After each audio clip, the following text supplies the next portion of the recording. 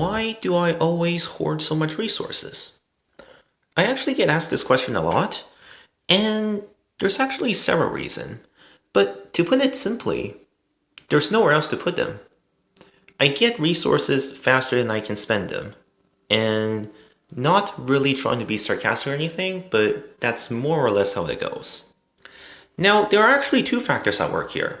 The first factor is actually my rank reward and the loot bonus that comes with it. Now, as you may know, when you upgrade something, you are destroying a resource. The amount of resource you use to upgrade the thing that you're upgrading goes into the game and nobody has access to it anymore. On the other hand, farms generate resource. Nobody else has previously had the resource in there, but they just appeared out of thin air. And when you're hacking someone, it's a transfer of resource, one-to-one from one person to the other. During that process, resources neither created nor destroyed. So in this balance, rank reward actually acts a lot like farm. Rank reward is creating new resources much like a farm does. The amount of resources I'm getting from the loot bonus has never existed in anyone's base before, but after I hacked them, it's suddenly now created out of thin air and put into my base.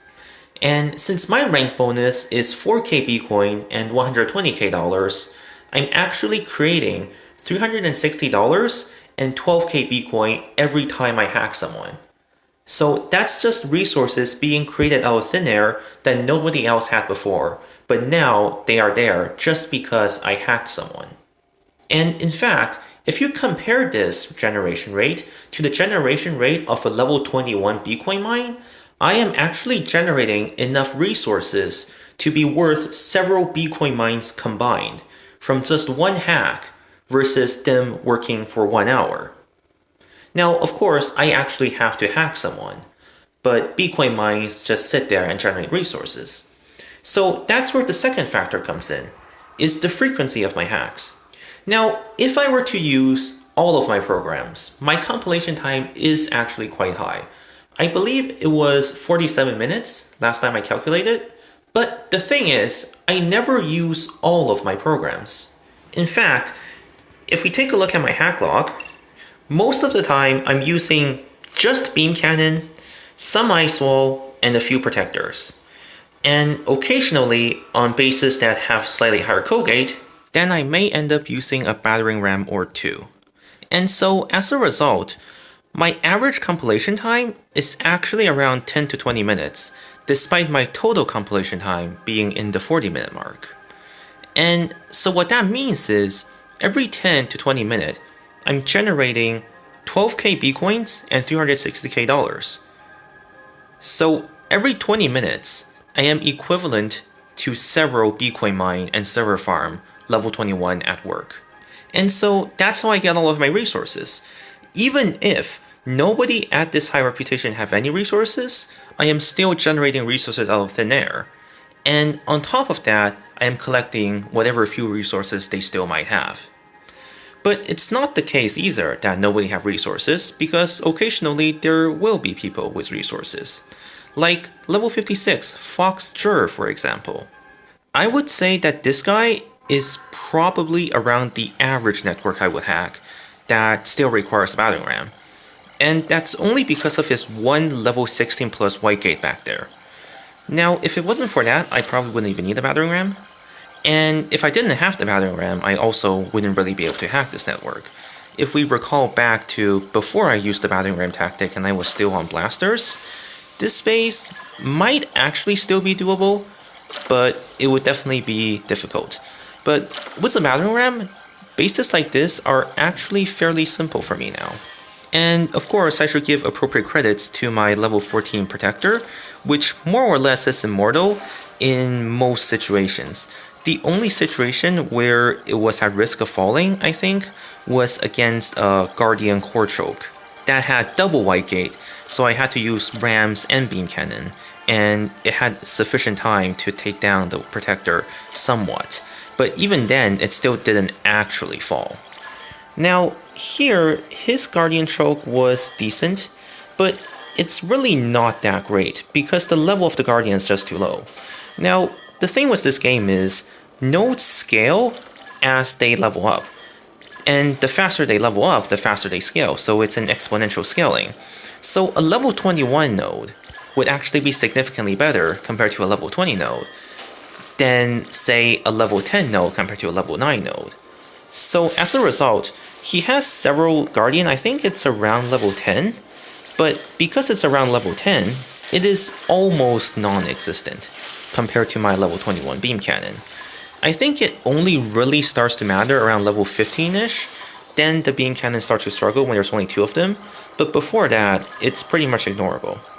So then I put on the battering ram here, and as you can see, with the battering ram, the gate just goes down so much quicker. I was still talking about the Guardian, and the gate was already down. Whereas if I was actually trying to use, say, blasters or shockers, then that would probably take significantly longer. And this goes back to another thing about scaling, is that battering rams actually scale a lot faster than gates. So if we look at my spreadsheet of battering ram versus co-gate, we can see that battering ram really quickly takes down the co-gate as the battering ram increases in level compared to the co-gate increases in level. And in fact, at level 21 battering ram, it pretty much takes down every co-gate in 2 hits or less, except for the level 21 co-gate, which it takes down in 3 hits. So battering ram just beats co-gates in the long run. And this is of course why I ultimately chose to level the battering ram instead of the blaster, because as I was saying, I was already sort of behind, but since battering ram has this nice property that it scales so much faster than co-gates, I can quickly level the battering ram to a decently high level, like level 11. It's not really that high, but since it scales so much faster, a level 11 battering ram can actually take down these level 16 co-gate at quite a decent pace. And now, even against people who are slightly more in the min-maxing business than I have been, such as Sihyeon, who has been repeatedly hacking me, but I can also hack him back now at 100%. So against these type of player, they actually are an incredibly powerful tool, because it completely nullifies the head start that they have by having higher level co-gate than me. So against these bases whose main goal is to stall with the co-gate, which is much like mine, and it's really popular in the meta right now, where essentially you just have these one node, like this one, and you have these 2 passive nodes, and they just do AV damage onto this node. So you have to take down the co-gate. So then essentially, it's 3 nodes hitting you the entire time for however long it takes you to take down the co-gate. So against these type of strategy, and in combination with my level 14 protector, that's sort of important as well. But really, if one is really high and the other is somewhat low, they kind of balance out. You can kind of play around with it. But these 2 combined makes it so that I can go through this strategy just like way back in the days when I was first starting to make videos and I was able to hack anyone. Well, now I'm able to hack anyone who is using this strategy. And this strategy is more or less the current meta. So if you recall back to my video, Getting Back on Track, I was trying to get back to this state where I can hack everyone, and it's possible that I might be getting close, but I have ran out of time hacking some players before, so perhaps higher level RAM and maybe a few other things could potentially help with that. So I would say I can probably hack 95% of the players, but not quite everyone just yet. So if I can hack everyone, then who can't I hack, right? Well, tends to be the Maelstrom players, like this guy. And as I think I mentioned in one of my previous videos, the reason why I'm favoring Maelstrom is because I struggle the most against Maelstrom.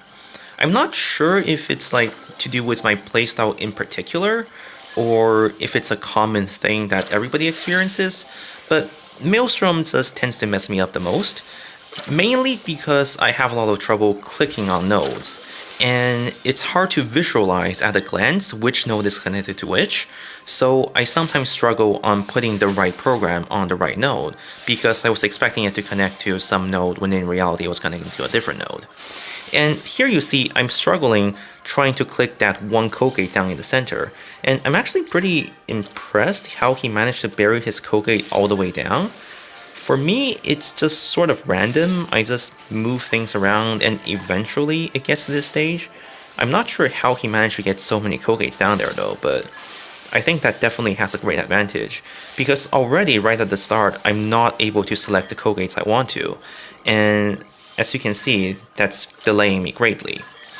So this definitely isn't my best hack, and as a result of the difficulty mentioned previously, I actually managed to waste a lot of beam cannon and ice walls on the wrong node. So here, for example, I actually messed up quite a bit, and I missed the protector right there.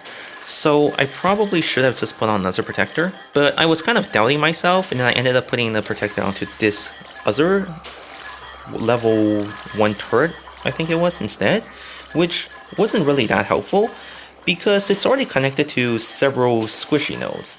And ideally, in the Maelstrom, you generally want to put down the protector on nodes that are connected to very high level tanky nodes. Like this one sentry, or Guardian rather, was connected to the core, so it's going to take a while to take down. So that's where the protector should go. But here, when it's connected to these level 1 storages, and I think it's connected to this scanner, but the scanner is already connected to this Kogate. So essentially it's already squishy because there's 2 beam cannon, well only 1 beam cannon attacking the scanner already. But on these type of nodes you don't need a protector because you can quickly take them down with just beam cannon that the antivirus wouldn't actually have that much time to fire back. Because as you may know, when the node gets taken back by antivirus, or anything rather, there's a slight delay for the antivirus to reinstall on the node, and then another delay before it starts firing again. And if during this period, the beam cannon can quickly take it back, then you wouldn't need to worry about that node attacking you. So bad identification of key nodes is pretty important here in ultimately resulting in me not getting the complete hack. And I guess it's technically not a failure since I did get the 1 triangle, but it's sort of a failure because I didn't get the full triangle, and that's more or less what I'm going for if I'm trying to rep climb right.